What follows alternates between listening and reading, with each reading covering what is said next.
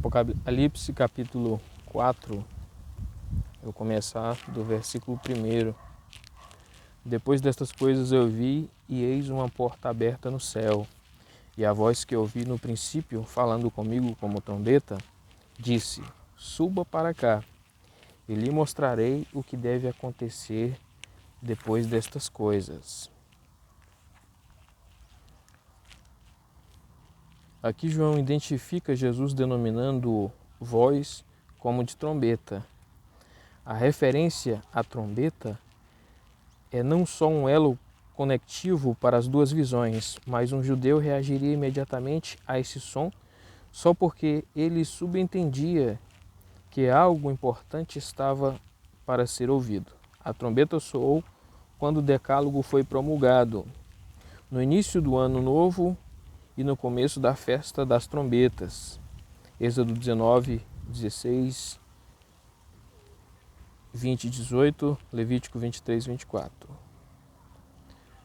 Além disso, João também sabia que ela introduziria o regresso do Senhor. Mateus 24, 31, 1 Tessalonicenses 4, 16. Ele sabia pelo soar da trombeta que receberia nova revelação. Suba a mim no monte, Êxodo 24, 12. Moisés esteve com Deus no monte Sinai, enquanto a João, em visão, é permitido entrar no céu. Ao convidar João a subir ao céu, Jesus lhe diz que lhe mostrará eventos futuros, equivale a dizer que a João se permite ver o futuro que descerra diante dele a partir de uma perspectiva celestial. Recebe informação acerca de coisas que devem acontecer. São predeterminadas por Deus e parte de seu plano divino. Deus está ocupado em desenvolver seu plano de salvação e a João é dado o privilégio de ver o que está para acontecer na terra, no futuro. Aliás, a frase depois destas coisas significa no futuro. Comparar 1,19. As visões que a João é permitido ver incluem ambos os eventos realizados e não realizados. Referem-se ao passado, ao presente e ao futuro. Então, quando Deus fala, por exemplo, com Moisés e manda ele subir no monte, né? Então, na visão de João, ele já não sobe no monte, mas ele sobe no céu, né? A voz fala, suba para cá. A outra coisa é que essas visões, elas não só são para o presente, mas são também para o futuro. Então, porque tem coisas para o presente, as pessoas acham que tudo que está nas escrituras se trata do presente daquela época, né? E para o contexto daquela época, e que nada era para o futuro. E só que Apocalipse vai provar com seus termos em grego que tem muita coisa que é para o futuro, muita coisa que não aconteceria naquela época, que teria coisas em futuro próximo e em futuro distante, né? Versículo 2: Imediatamente me vi no Espírito e eis que havia um trono posto no céu, e alguém estava sentado no trono. Os rabinos hebreus nos tempos antigos raramente descreviam o trono de Deus, movidos pelo medo de profanar o nome divino.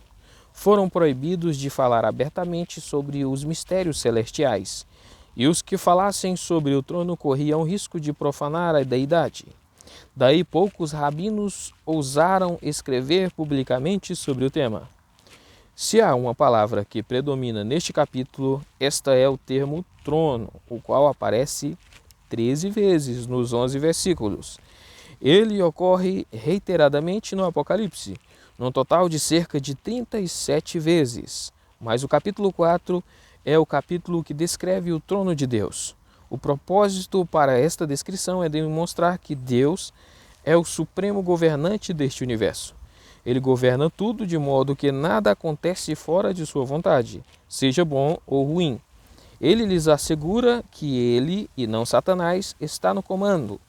Eis porque esta visão do universo governado pelo trono precede, no capítulo 6, a descrição simbólica das provações através das quais a igreja deve passar. Versículo 3, então.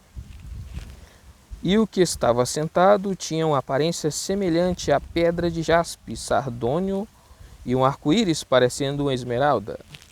João viu ao redor do trono um arco-íris da cor da esmeralda. Enumeramos 7 matizes no aspecto de arco-íris e um deles é a cor verde. Sabemos que a esmeralda é verde. Não obstante, João viu todo um arco-íris como um sobreado do verde. De igual modo, uma das pedras preciosas no quarto fundamento dos muros da Nova Jerusalém era a esmeralda. O arco-íris é o sinal do pacto de Deus que Deus fez de não destruir a terra novamente por meio de dilúvio. João usa a palavra íris para o arco-íris, que era uma palavra não bíblica. Então quer dizer, esse arco-íris que tinha era da cor esmeralda, né, da cor verde. Então o que lembra aqui no caso, pelo menos o que eu lembrei na hora, foi a kriptonita do Ubermensch, né, do Superman, né? Então, às vezes essas coisas, às vezes a mitologia, essas ideias, inclusive o Superman é uma ideia que surgiu da filosofia, né, baseado em Friedrich Nietzsche, do filósofo Nietzsche. Então, eu acredito, né, uma coisa pessoal, eu acredito que eles tiraram essa ideia da kriptonita do ponto fraco, né, do Superman, como se fosse relacionado ao trono de Deus, né? Como se no trono de Deus tivesse uma kriptonita ali, algo que o Superman não consegue chegar perto, né? Só que isso tudo como que fala? Isso é o que eu acredito, é o que eu penso que foi baseado, né? Porque tem muita coisa da mitologia que ela é baseada na Bíblia, muitas das coisas. E aí então ele pode ter tido essa ideia aí, porque às vezes esses caras, como ateus, né, filósofos, às vezes eles conhecem muito mais de Bíblia do que as pessoas da igreja, né, os cristãos, até muito mais até do que o pastor, né. Então às vezes o pastor sabe de qualquer coisa, menos da Bíblia. Muitas das vezes, não todos, né? Alguns também. Tem alguns que são desse jeito. Versículo 4.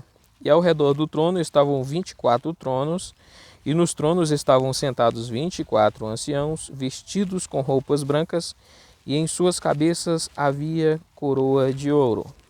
A interpretação tradicional dos 24 anciãos consiste em que esse número é o total de 12 vezes 2, 12 patriarcas veterotestamentários e 12 apóstolos neotestamentários, os representantes dos redimidos por Cristo. Victorinos de Petal, na Panônia, moderna Hungria, que morreu em 304, foi o primeiro a sugerir este ponto de vista em seu comentário sobre o Apocalipse. Muitos estudiosos modernos têm adotado, com variações, este ponto de vista como uma interpretação simbólica desta passagem. A evidência bíblica estimula esta interpretação porque os anciãos eram uma parte integrante da vida religiosa de Israel na era veterotestamentária. Nos dias de Jesus e dos apóstolos, os anciãos eram membros do sinédrio e proeminentes nas comunidades judaicas locais. Em segundo lugar, Paulo designava anciãos nas igrejas que fundava e instruiu Tito a designá-los em cada cidade na ilha de Creta. E na era pós-apostólica, os anciãos assumiram a liderança no governo das igrejas locais. O termo grego presbitério, aparece nos escritos de Lucas e nas epístolas pastorais para designar um concílio de anciãos. Lucas 22, 66, Atos 22, 5 e 1 Timóteo 4, 14. Então quer dizer, presbitério aqui, ó, concílio de anciãos, né? Aparece em Lucas para designar um concílio de anciãos. Então quer dizer, uma coisa é baseada na outra, né? Você vê lá, Igreja Presbiteriana. Esse nome foi baseado em quê? Baseado em Lucas 22:66, ou em Atos 22:5, ou em 1 Timóteo 4:14, né? Deve ter sido baseado aí. Por isso que tem a Igreja Presbiteriana, né? Que como que fala? Ela é como que fala? O pai dessa igreja é João Calvino, né? O termo anciãos gregos, presbiteroi, ocorre 12 vezes no Apocalipse. Por exemplo, assentam-se, curvam-se em adoração, falam e cantam. Em suas epístolas, Paulo faz alusão a hierarquias angelicais que Cristo criou com respeito a tronos, poderes, governos e autoridades. Colossenses 1,16, ver também Romanos 8,38 e Efésios 3,10. Além disso, o Antigo Testamento faz referência ao concílio de seres celestiais, consistindo de uma hoste angelical. Salmos 29,1, 89,7, 103,20, 148,2 e Jó 1,6. É provável que o número 24, precedendo a palavra anciãos, entendido como anjos, derive das 24 ordens sacerdotais que são mencionadas no Antigo Testamento, 1 Crônicas 23:3, 4, 24:4, 25:9 ao 31. Os anjos recebem a incumbência de julgar seres humanos? A resposta a estas perguntas é não. Os anjos não se assentam em tronos, porém os santos sim. Aliás, se os anciãos são anjos, então a humanidade redimida não está representada no trono. Os 24 anciãos representam os santos redimidos, com os anjos e todos os seres viventes. Esses anciãos rendem louvores, honra e glória ao Cordeiro. Versículo 5. E do trono saíram relâmpagos, vozes e estrondos de trovões, e 7 tochas acesas ardiam diante do trono, que eram os 7 Espíritos de Deus. E diante do trono havia, por assim dizer, um mar de vidro semelhante a cristal.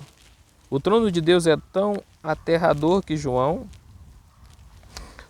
só pode descrevê-lo por meio de fenômenos naturais, tais como relâmpago, vozes e estrondos de trovão.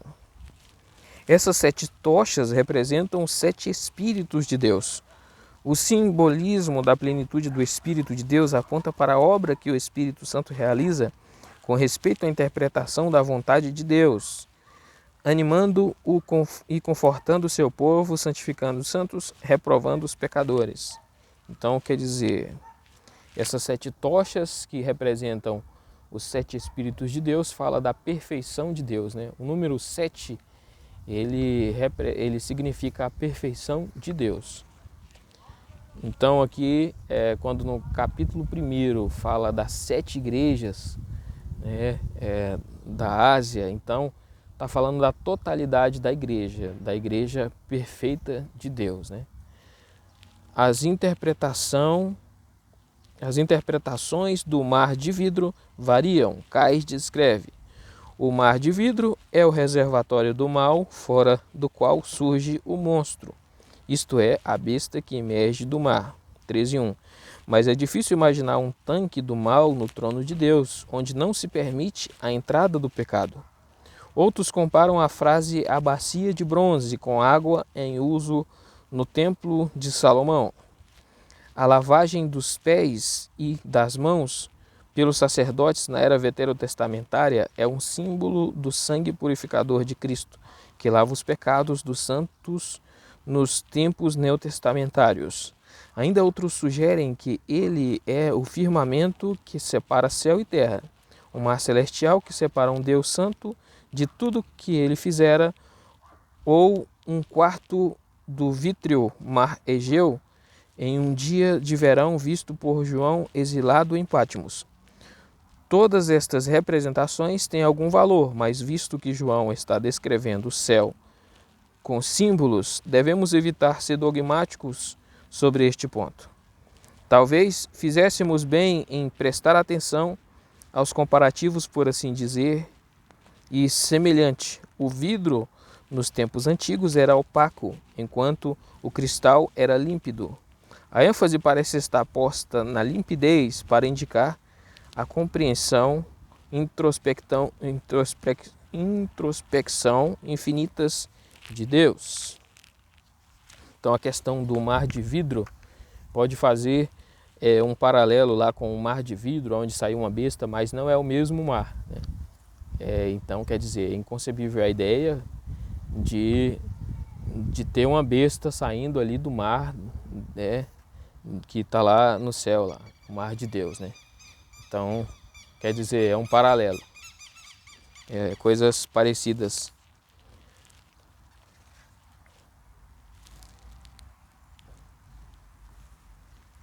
São cheios de vida, sempre alertas e inteligentes.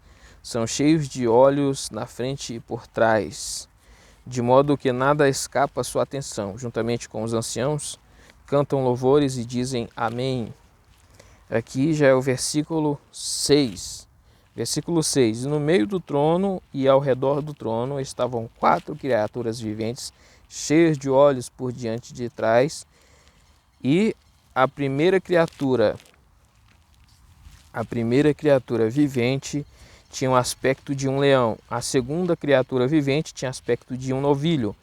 A terceira criatura vivente tinha rosto como de homem.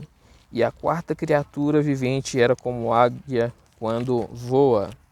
Olha só, interessante isso aqui. E vão ter significados. Esse rosto de homem, rosto de águia, rosto de leão, né? Isso aqui é tudo significativo. Tem significado isso aqui na palavra de Deus. Os pais da igreja, Orígenes, Vitorino e Atanásio, viam os 4 evangelhos retratados por estes 4 símbolos. Entretanto, enquanto Orígenes dizia que o homem é Mateus, Marcos águia, Lucas o boi e João o leão, Vitorino tinha Mateus como sendo o homem, Marcos o leão, Lucas o boi e João a águia. E Atanásio tinha Mateus como o leão, Marcos como o homem, Lucas como o boi e João como a águia. Esses 4 rostos caracterizam simbolicamente o querubim, incorporam ousadia e coragem, força e tenacidade, inteligência e sagacidade, prontidão e velocidade. As 4 criaturas viventes são expedidas a servir os membros da igreja cristã. Note que na frase 4 criaturas viventes, o número 4 é o símbolo numérico da completude na criação. Então quer dizer, os pais da igreja, eles viam os 4 evangelhos, cada um com uma característica, né? O Mateus, no caso, foi citado, citou Deus como Deus se manifestou como homem, né?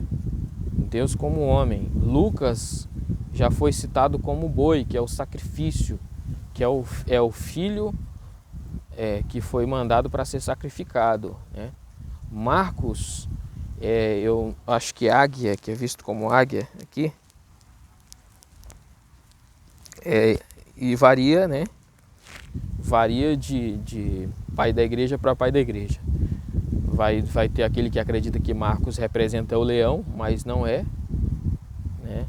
O que representa o leão é João, que é a divindade de Jesus, João ressalta a divindade de Jesus. Os outros evangelhos não são com base na divindade de Jesus Cristo, não. O Marcos está mais para servo sofredor, né, do que para o leão, né?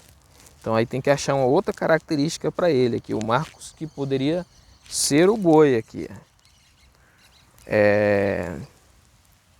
João, o leão, Mateus como homem, que fala muito no reinado dele, né? Então cada um vai ter uma característica, né? E aí eu acredito, segundo eu já estudei, que Marcos ele vai ver Jesus Cristo como o boi mesmo, como o sacrifício perfeito de Deus, né? É isso aí. E aí o Mateus que vai ver ele como o leão, que é como a divindade. Então a divindade ela é ressaltada lá em João 14, quando fala que eu não sei se é o Tomé que fala, mostra-nos o Pai. Jesus Cristo fala, quem me vê, né, quem vê a mim vê o Pai. Como dizes, mostra-nos o Pai. Ou seja, Jesus Cristo é o Deus Pai. Então, João I, no princípio era o Logos. Logos, Heráclito, filósofo Heráclito, há 600 a.C., falou que o Logos era Jesus. Ele citou o Logos como Jesus Cristo. Ele citou o Logos como Jesus Cristo. E, como que fala? Logos era o Deus criador dos céus e da terra. Então ele aponta o Logos como Deus, né? Ele falou, Heráclito disse que o Deus soberano era o Deus criador dos céus e da terra, que era Logos. E aí, na época de Jesus, ali,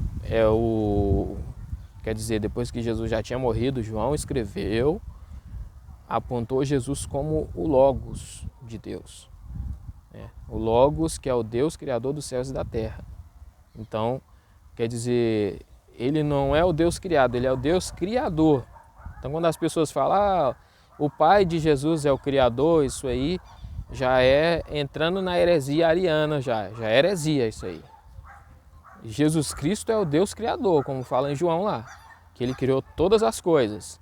A tradução, no princípio era o verbo, é uma falsa tradução.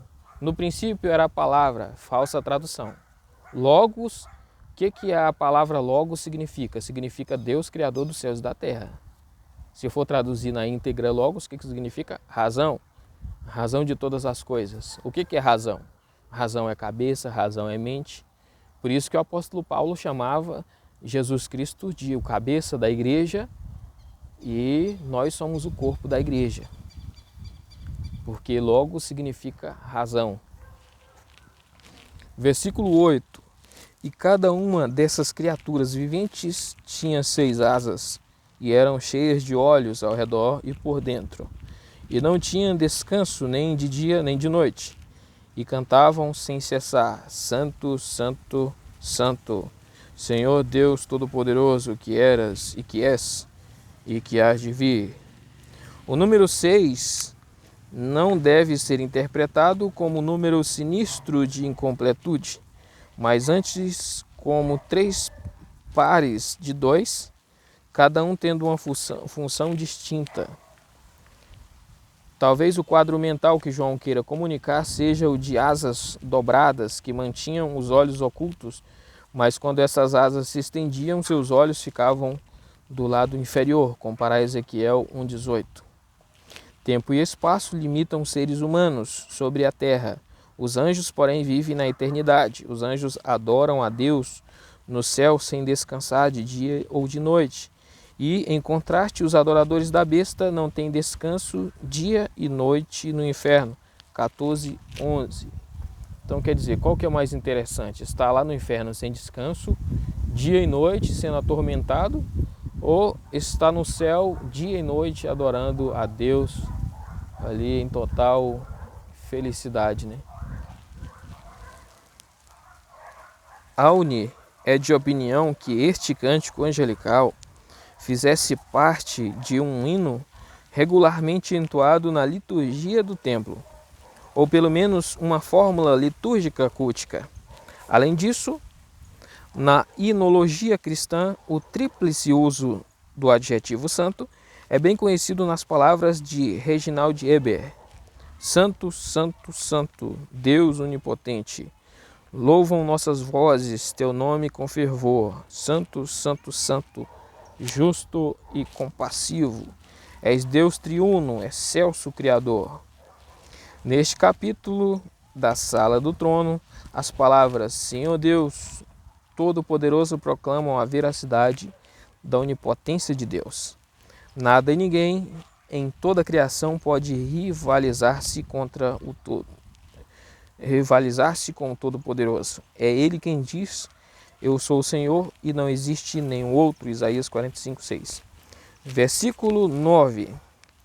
E toda vez que as criaturas viventes dão glória e honra e ações de graças àquele que está sentado no trono, que vive para todo sempre, os 24 anciãos caem diante daquele que está sentado no trono e adoram aquele que vive para todo sempre, e lançam suas coroas diante do trono, dizendo: as 4 criaturas viventes recebem de Deus sua vida, cumprem seus mandamentos e jubilosamente cantam seus louvores. A ênfase está no número 4, que se relaciona com a criação divina. Semelhantemente, a sentença, aquele que vive para todo sempre, aparece 4 vezes no Apocalipse. 4, 9, 10, 10, 6, 15, 7. Adoram a Deus caindo sobre seus rostos diante do trono, caindo prostrados à moda oriental, rendem homenagem ao único Todo-Poderoso. A nenhum anjo se pode prestar reverência, aliás, um anjo reprova João por cair a seus pés. Ele ordena que adore a Deus. 19:10, 22, 8 ao 9. É notável quantas vezes no Apocalipse os 24 anciãos são mencionados caindo diante daquele que está sentado no trono para adorá-lo. 5:8, 14, 7, 11, 11:16, 19:4. Quando pela primeira vez o Messias de Handel foi apresentado em Londres em 1743, na presença do rei George II, o rei, ao ouvir o coro Aleluia, ergueu-se de seu trono. Ao pôr-se de pé com a cabeça curvada, ele indicava que o rei não era ele, mas Jesus, o Rei dos Reis e Senhor dos Senhores. Satanás tentou Jesus para que este se curvasse e o adorasse. Porém, o Senhor respondeu citando as Escrituras: adore ao Senhor, seu Deus, e sirva somente a Ele. Mateus 4:10, Lucas 4:8 e Deuteronômio 6:13. Satanás tem seu próprio trono, Apocalipse 2:13. Porém, na consumação, ele será lançado no lago de fogo, 20:10. Versículo 11. Tu és digno, Senhor e Deus nosso, de receber glória e honra e poder, porque criaste todas as coisas, e porque, por tua vontade, passaram a existir, isto é, foram criadas. A última parte desse versículo tem sido interpretada de várias maneiras, porque a sequência lógica foram criadas, isto é, existem. Ainda que a fraseologia seja imprecisa, a redação realmente deve estar no tempo presente. Existem, que é a redação endossada por alguns manuscritos. Ainda outros testemunhos eliminam as palavras foram criadas com o intuito de suavizar de vez o problema. Aqui está a redação mais difícil e provavelmente a mais correta. Ela nos força a aceitar o texto como está e interpretá-lo com o melhor de nossa habilidade. A explicação, sugerida por vários comentaristas, é que a expressão existiam retrocede ao fato da criação e a expressão foram criadas tem a ver com o início de sua existência. A vontade de Deus é a causa da criação e o Senhor Cristo é o agente da criação. João 1:1, Colossenses 1:15-18, Hebreus 1:3. Esta é uma conclusão adequada ao relato da sala do trono de Deus. Deus é soberano em sua criação. Aqui, no caso, tu és digno, ó Senhor Deus nosso. Letra A. Tu és digno, Senhor e Deus nosso, de receber glória e honra e poder. 3 cânticos sucessivos sucessivos no Apocalipse trazem um objetivo digno como palavra de abertura, a qual, por causa da sua posição, recebe ênfase. Ninguém em todo o universo é digno de glória, honra e poder, senão Deus e o Cordeiro. Deus é digno por causa da criação.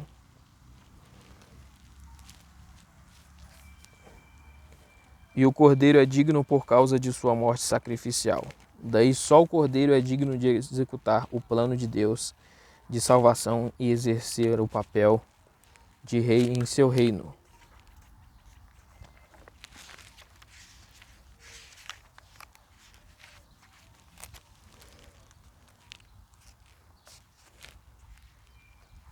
Eu vou ler um breve comentário acerca de Apocalipse capítulo 4. No Apocalipse, as visões surgem e terminam de forma abrupta e não passam de uma para a próxima. Assim, a visão 1 incorpora as cartas e as 7 igrejas e termina com a carta aos Laodicenses. O versículo seguinte introduz a visão 2 e conclui com a abertura do 7º selo. Aliás, depois da sequência de Jesus instruindo João a escrever as 7 cartas às igrejas na província da Ásia, a estrutura do Apocalipse sofre mudança e João traça vários contrastes diretos e indiretos. Primeiro, há o contraste entre os membros pecaminosos destas 7 igrejas versus o indescritível esplendor e santidade de Deus. São seres humanos pecadores em uma terra pecaminosa em contraste com um Deus santo no céu. Em segundo lugar, o capítulo 4 é uma descrição do trono de Deus no céu. Deus que ocupa esse trono é o Criador do universo. Em contraste, o capítulo 5 descreve o Cordeiro de Deus que foi morto como redentor de seu povo. É o Cordeiro que é digno de tomar o rolo e de abrir seus selos, porque ele é o revelador. Em terceiro lugar, o capítulo 6 divulga a hostilidade que Satanás e seus sequazes movem contra Deus. João conclui este capítulo com uma descrição dos horrores dos juízos divinos sobre estes inimigos. À guisa de contraste, o capítulo 7 desvenda a selagem do povo de Deus, que juntamente com os anjos e anciãos cantam louvores a Deus e ao Cordeiro. A abertura do 7º selo é seguido por um período de silêncio no céu. Em quarto lugar, na primeira visão, Jesus se revela e endereça as 7 igrejas na terra. A segunda visão é dedicada a uma descrição do trono de Deus. Esse trono no céu é o centro do universo e este é o lugar onde o Cordeiro abre os 7 selos. E por último, a mensagem às 7 igrejas é direta e relativamente